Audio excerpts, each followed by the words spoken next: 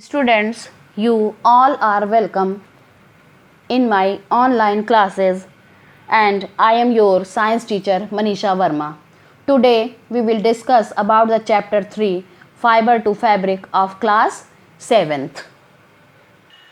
Students, हमारे भारत में हमेशा से वोमेन ने ही विभिन्न इंडस्ट्रीज़ में अपना योगदान दिया है। इसी प्रकार से सिल्क इंडस्ट्री में भी वोमेन ने अपना भरपूर योगदान दिया है।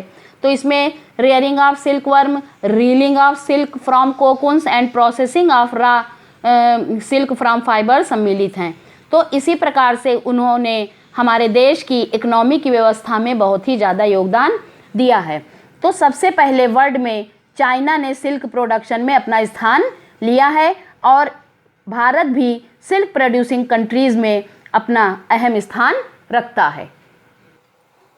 So now we discuss about the from cocoon to silk, किस प्रकार से कोकून से सिल्क बनता है। तो बच्चों, सिल्क प्राप्त करने के लिए मौत को रियर किया जाता है, तब सिल्क थ्रेड को इकट्ठा करने के लिए प्राप्त करने के लिए कोकून को इकट्ठा करते हैं। सबसे पहले रेयरिंग सिल्क वर्म, यानी कि सिल्क वर्म को कैसे पाला जाता है। तो एक फीमेल सिल्क मॉथ बहुत सारे एग्स देती है एक ही टाइम में। फिर इसको स्टोर्ड किया जाता है एक कपड़े या पेपर की पट्टी पर। फिर इसको सिल्क वर्म फार्मर्स को बेच दिया जाता है। इसके बाद क्या करते हैं फार्मर्स, उस एग को बहुत ही साफ़ सुथरी कंडीशन में बच्चों रखते हैं ताकि और सुटेबल कंडीशन प्रोवाइड करते हैं, जैसे कि टेम्परेचर, ह्यूमिडिटी, ताकि वो आसानी से जीवित रह सकें। इस प्रकार से एग जो होते हैं उनको गर्म रखा जाता है सुटेबल टेम्परेचर के अंतर्गत, जिससे कि लार्वी से एग्स से हैच हो सकें। और ये जो है मलबरी ट्री पर किया जाता है। मलबरी का एक पेड़ होता है, उसमें जो होता है bear a fresh crop of leaf, साफ़ सुथरी लीव्स होती हैं। द लार्वी, जिसको हम कैटरपिलर या सिल्क वर्म बोलते हैं, रोज़ दिन और रात मलबरी लीव्स को खाता है और बहुत साइज़ में बड़ा हो जाता है। तब बड़ा होने के बाद वो जो लार्वी होता है उसको साफ़ सुथरे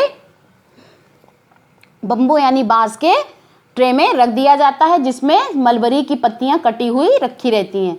25 से 30 दिन के बाद कैटरपिलर खाना बंद कर देता है और बम्बू के छोटे से चैम्बर में चला जाता है, जो कि ट्रे में होता है। इसके बाद कोकून को बनाना शुरू कर देता है। उसी के अंदर छोटे छोटे रैक्स या ट्विग्स होते हैं, वो भी ट्रे में रहते हैं, जिससे कि कोकून उससे अटैच रहता है, जुड़ा रहता है। कैटरपिलर या सिल्क वर्म जो होता है कोकून को जो है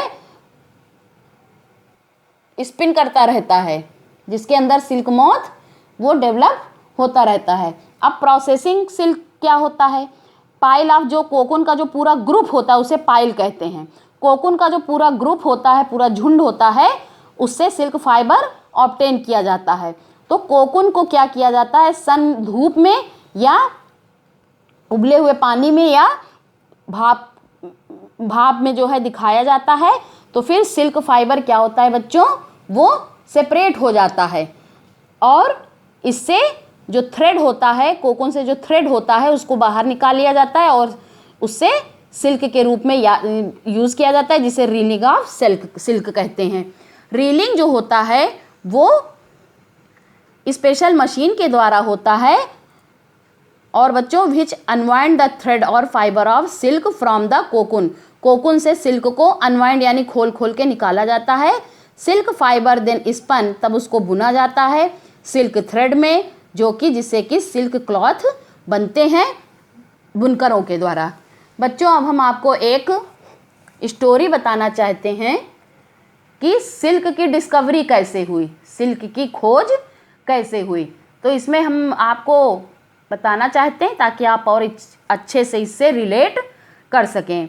बच्चों, एग्जैक्ट टाइम तो नहीं पता है सिल्क की खोज का, है ना, मालूम नहीं है, लेकिन एक पुराने चाइनीज़ लीजेंड के द्वारा एक रानी थी जिसका नाम था सी लंगची। उसने राजा से कहा, अपने जो था हुआंग टी टू, कि मलबरी का पेड़ जो है उनके गार्डन में उसकी पत्तियां डैमेज हो गई हैं तो कैसे हो गई हैं। तो इम्प्रेस यानी रानी ने देखा या पाया कि जो वाइट वर्म है वो मलबरी की पत्तियों को खा रहे हैं। तो उसने ये भी देखा कि वो लोग अपने चारों ओर कोकून बना के शाइनी स्पिन कर रहे हैं धागे स्टाइल में, धागे टाइप में। एक्सीडेंटली एक अचानक से एक कोकून जो चाय पी रही थी रानी उनके कप में गिर गया। उससे गर्मी से क्या हुआ कि जो डेलिकेट थ्रेड थे, जो बहुत ही मुलायम नाजुक थ्रेड थे, वो कोकून से अलग हो गए। तब ये पता चला कि चाइना में सिल्क इंडस्ट्री शुरू हुई है। बहुत हंड्रेड्स ऑफ ईयर्स, सदियों तक तो ये बहुत सीक्रेट रखा गया कि सिल्क नाम की कोई चीज़ भी होती है। बाद में व्यापारियों ने और जो ट्रेवलर्स थे उन्होंने सिल्क को दूसरे देशों को इसके बारे में बताया, इंट्रोड्यूस कराया। तो जो जिस रास्ते से उन्होंने ट्रेवल किया उसको सिल्क रूट कहा जाता है। आई होप आपको अब ये पता चल गया होगा। और ये है आपकी रेयरिंग सिल्क वर्म का पिक्चर। ये देखिए, इस तरह से आप रिलेट करेंगे तो आपको बहुत अच्छे से समझ में आ जाएगा। आई होप आपको ये चैप्टर समझ में आया होगा। बच्चों, अंत में हम एक बात ये कहना चाहते हैं कि भाषा जो है वो कभी भी ज्ञान में बाधक नहीं बन सकती। आपको चीज़ें आनी चाहिए, यही एक सबसे बड़ी चीज़ है। और बच्चों, ज्ञान जो होता है वो किसी चीज़ का मोहताज नहीं होता। आपको ज्ञान प्राप्त होना चाहिए, भले ही वो किसी भी माध्यम से हो। इसलिए हेल्दी रहिए और पढ़ते रहिए। Good bye and thank you.